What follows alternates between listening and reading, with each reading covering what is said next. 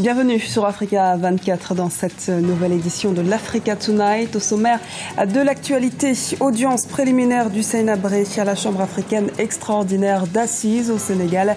Ce mercredi, l'ex-président tchadien a assisté à l'interrogatoire d'identité, une procédure obligatoire au regard du code de procédure pénale sénégalais. Immersion au cœur du syndicalisme au Togo. La question de la place des femmes dans le milieu syndical est aujourd'hui soulevée. Avec quelques 34 336 fonctionnaires, seulement un peu plus de 6 000 sont des femmes. Le 5 juin marque la date d'anniversaire du président équato-guinéen Teodoro Obiang-Nguema Bazogo. L'occasion de revenir sur les ambitions du chef de l'État pour le pays. Pour 2015, l'accent a été mis sur les infrastructures. Mais avant de développer ces titres, report des élections confirmées au Burundi. Le gouvernement l'a annoncé ce jeudi. Les élections législatives et communales prévues ce vendredi et qui devaient marquer le début des élections générales auront lieu à une date ultérieure fixée par la commission électorale. L'élection présidentielle prévue le 26 juin, quant à elle, aura lieu avant le 26 août prochain, date qui correspondrait à la limite du délai prévu par la Constitution. Par ailleurs, les 17 partis et formations de l'opposition ont transmis une lettre au secrétaire général des Nations Unies pour récuser le médiateur Saïd Dinit. Il l'accuse, l'envoyé spécial de l'ONU pour les Grands Lacs, de partialité. Retour sur la comparution d'Hissène Habré devant la Chambre africaine extraordinaire d'assises. Pour son interrogation préalable à l'ouverture du procès, il a choisi ce mercredi de garder le silence durant toute la séance. Les précisions d'Ibra Khadindiaï et Arwa Barkala. C'est par le silence que Hissène Habré a répondu aux questions posées par le président de la Chambre africaine extraordinaire d'assises, Geberdao Gustave Kam, ce mercredi 3 juin à Dakar, au Sénégal. L'interrogatoire d'identité auquel l'ancien chef d'État tchadien a été convoqué est une formalité obligatoire au regard des dispositions de l'article 244 du Code de procédure pénale sénégalais et un prélude à la session d'assises prévue le 20 juillet au palais de justice Lat Dior de la capitale sénégalaise. Hissène Habré est poursuivi pour crimes contre l'humanité, crimes de guerre et actes de torture. Malgré le refus de l'ex-président de reconnaître la juridiction, le procès fort en symbole est attendu depuis plus de 10 ans par de nombreux Tchadiens. Jusque-là, c'est à quoi on a assisté, c'est l'extradition des chefs d'État africains vers la Cour pénale internationale. Et aujourd'hui, il faut se réjouir que les Africains puissent juger leur président au niveau du continent. Et cela s'inscrit dans le cadre de la lutte contre l'impunité et surtout l'accès des victimes également à la justice. Hissène Habré est soupçonné d'être responsable de la mort de près de 40 000 personnes durant ses 8 années passé au pouvoir. C'est la première fois de l'histoire qu'un pays africain va juger en Afrique un chef d'État d'un autre pays africain. Un pas historique pour l'Afrique et son indépendance judiciaire. Alors nous, on n'a pas d'attente particulière. Nous travaillons avec le tribunal pour nous assurer que tout ce qui se passe au sein de ce tribunal sera connu par l'extérieur, par le monde extérieur, notamment par les Tchadiens qui sont à plusieurs milliers de kilomètres du Sénégal et qui sont concernés à premier lieu parce que l'inculpé est tchadien, les victimes sont tchadiennes. Donc ce sont les premiers qui doivent être informés de ce qui se passe dans ce tribunal. Notre rôle se limite à ça, faire de sorte que le tribunal ne se limite pas entre les 4 murs où le procès aura lieu, mais que le monde extérieur, la communauté internationale sache exactement ce qui se passe, quelles sont les procédures, les étapes à venir, etc. Quelles peuvent être les attentes des victimes, quels sont les droits de la défense, etc. C'est ça notre rôle, nous, au niveau du consortium de sensibilisation. Devenu Premier ministre le 29 août 1978, Hissène Habré accède à la présidence le 7 juin 1982 par un coup d'État contre le président Goukouni Ouédéi. Il sera à son tour renversé par le président Idriss Déby en 1990. Après plus de 2 décennies, Hissène Habré va devoir rendre des comptes à ses victimes devant le tribunal spécial mis en place en février 2013 par le Sénégal avec le soutien de l'Union africaine. Hosni Moubarak rejugé pour la mort de manifestants.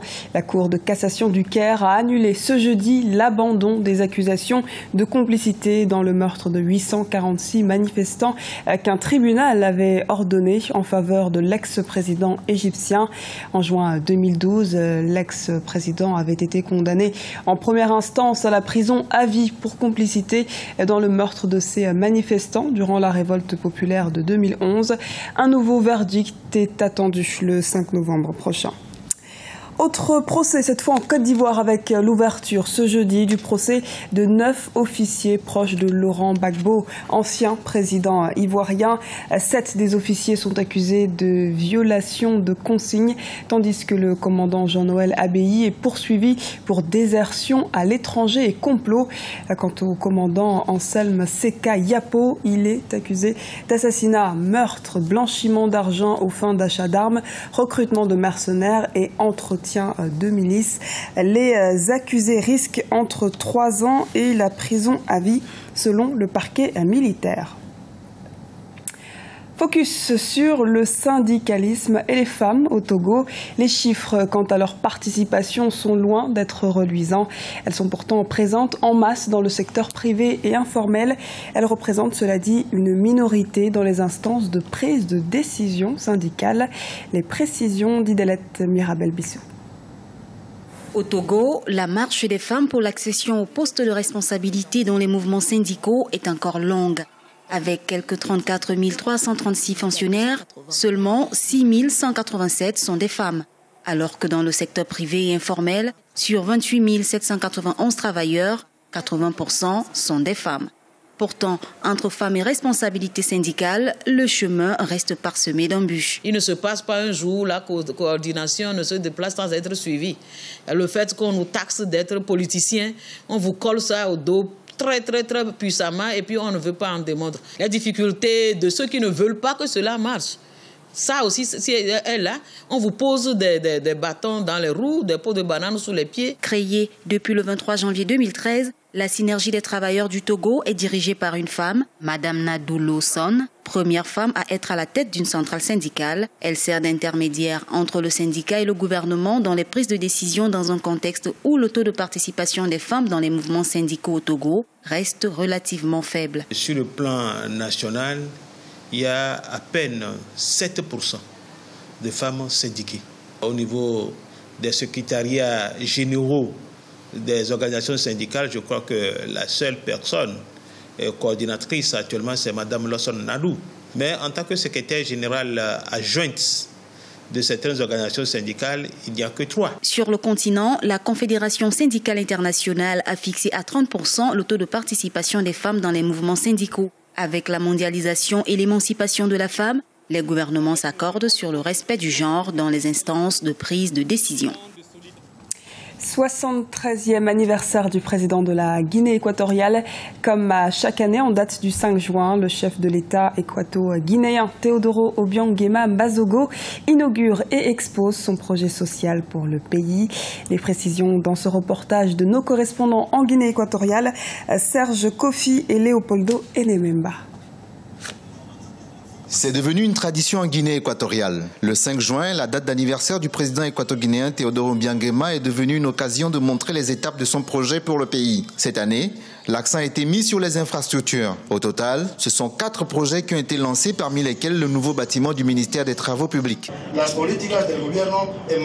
Ce majestueux édifice est totalement approprié pour le développement afin de mettre en place la politique du gouvernement en termes de travaux publics et d'infrastructures. Ceci nous permettra de travailler dans de meilleures conditions et de redoubler d'efforts afin d'atteindre nos objectifs d'ici à l'horizon 2020.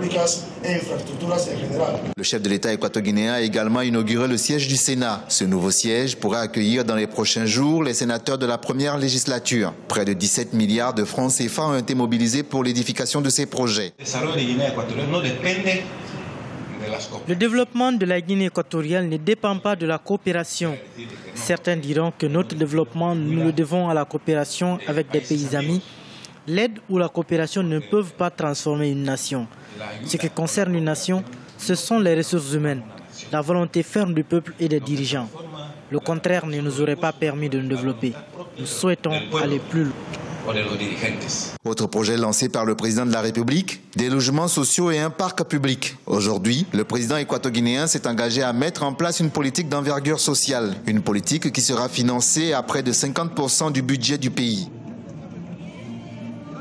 Ce journal a été réalisé par l'ensemble de la rédaction. Merci pour votre fidélité. À retrouver dans un instant une nouvelle édition de l'Africa Tonight sur Africa 24.